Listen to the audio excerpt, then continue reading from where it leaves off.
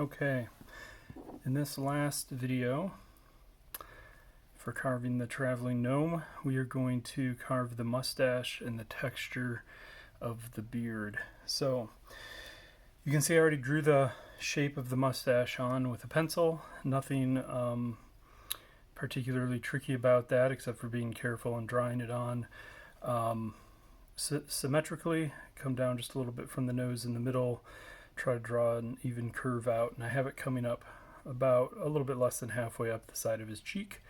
You can be a little flexible with that as long as it's symmetric. That's fine.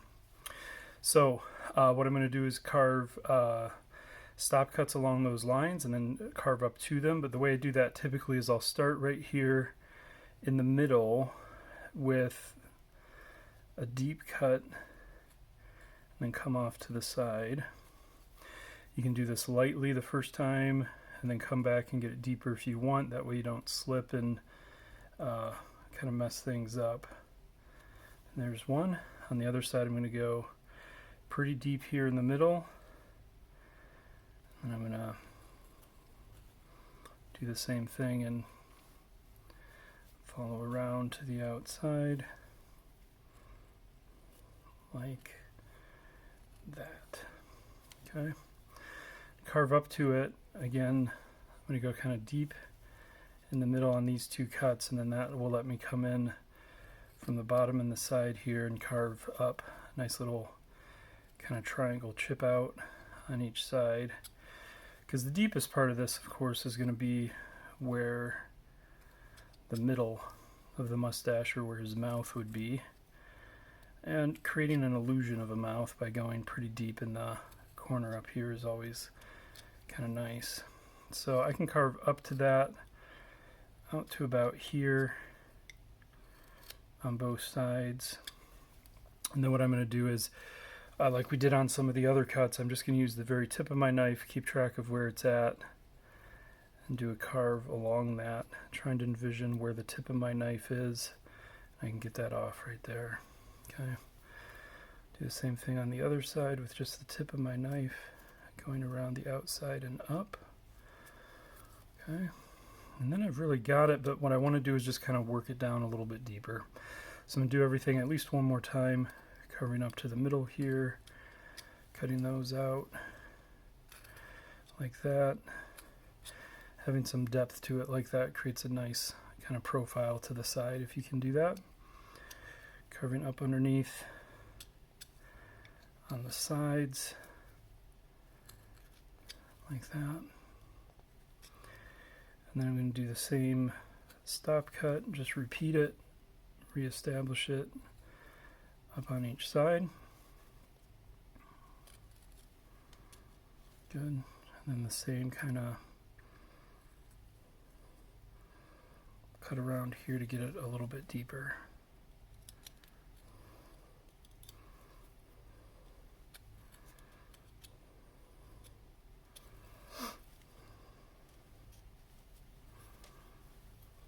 I'm going to kind of do that along here a little bit more.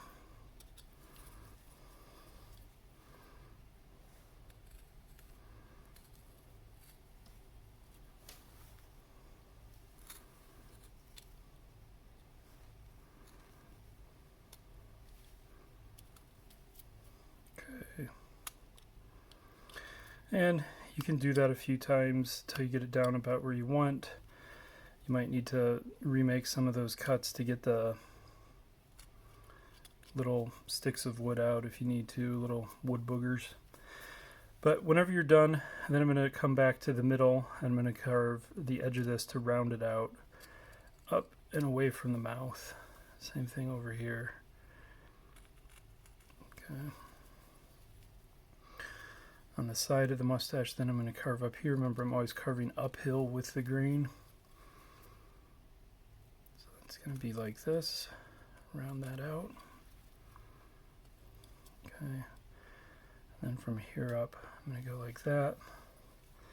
That's a tricky one. It can sometimes take a chunk out there like that, but that's okay. We still got the shape of the mustache there.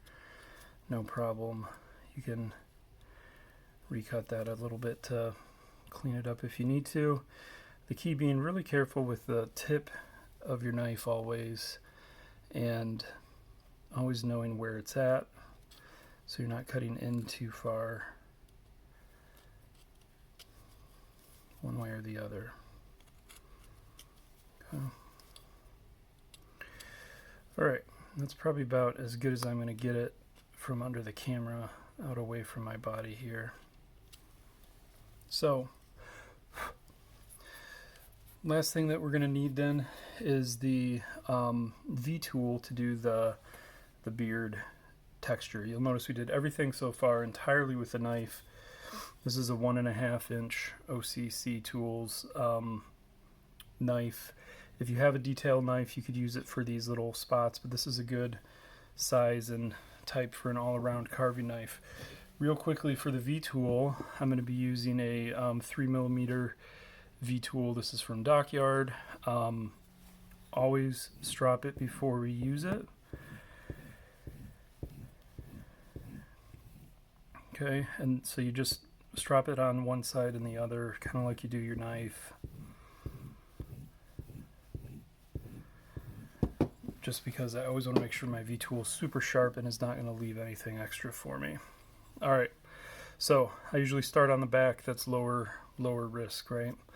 And what I'm going to do with my V-tool is I'll come out a little bit here, and I'm just going to do one cut down to there. And the way I think about this is like try to kind of follow a pattern, but not exactly. So I'm going to leave some space and do another down to the bottom. I'll do another, leave some space and down to the bottom, but this one's a little shorter than that one. So then I'll do this one a little bit longer, just kind of coming down from the hat down to the bottom. In between those, I'm going to come up and go up to the hat. Maybe I'll make some of those longer and some of them shorter, varied it a little bit. See, when I come up to the hat, they stick there, so I got to come back with my knife and just pop those out like that.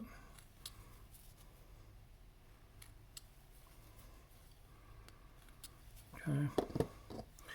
And between these, what I'll do is just come down here and do some extras in between the pieces of hair at the bottom like this. Just kind of sticking in and creating that across the bottom, and then I'll do some extras where there's space across the top, just some short ones in between. Create a little bit more interest. That's pretty good. The back of the head is a good place to kind of experiment. I'm trying to make it look kind of consistent, but slightly random, which is always the challenge. So on the beard and mustache, this is how I do that. I'm going to start here, and I keep it roughly symmetrical. There's different approaches to this. There's other hair that I do that I try to be more random, but in order to make it look slightly planned and not too crazy on these, I keep it roughly symmetrical. So I'm going to kind of come out here just to the side and carve up towards the middle under the mustache. I'll do the same thing from this side. It's going to be 2 cuts kind of coming up to the middle. That kind of establishes my center. And then I can do a nice cut right here up the middle like that. Okay. And then I'm going to go between those two. I'm going to do one down along the edge here. Down along the edge here. I like these cuts. When you've got this rounded well and you do the V-tool through it, it gives kind of a nice little diamond shape to the cuts there, almost, when you've got it rounded nicely and they're going across the corners. So that's why getting that profile is helpful. Anyway, now I'm just going to kind of work my way up the sides. I'm going to come, this one started up here, so let's reverse and go kind of next to that one and go down and out. Do the same thing kind of over here. Okay. That created kind of a bigger gap between these two, so then I'm going to come here and just do a little one like that. I'll do that over here too, like that. I'm going to work my way up the side. I don't have a lot of room here, so I'll do an up and then a down, and then an up. I'll stop there for now. This one I'm going to do a up, turn it around, I'll do a down, and then an up. Okay. And as I get here now, I'm going to start curving these so they go up towards the hat and the cheek a little bit like that. I'll do another one up here like that. Pop that out. And then that space I left between, I'll do a downward one like that. Okay. That's pretty good. I'll do the same thing over here. Now I'm carving up towards the cheek a little bit like that. I left some space to do one here that's going down. That's the beard. Okay. You can always come back with your knife and clean up some of those edges a little bit if you need to. Just recut those. Kind of same thing on the mustache. I'm going to start on the side and cut up to the nose on both sides, kind of roughly equally. And then since I went up, I'm going to come next to it and go down and kind of curve towards the outside a little bit while I do that. Getting off the side. Since I went down there, I'm going to come up here and I'm going to do an up. About halfway up like that. I'll do that on the other side too. Okay, and then I've got room for another down there. Down here. And now I'm just going to look for these little areas where I've got a little bit of space, and I'll just add an extra little chip off the corner there. Here's one here.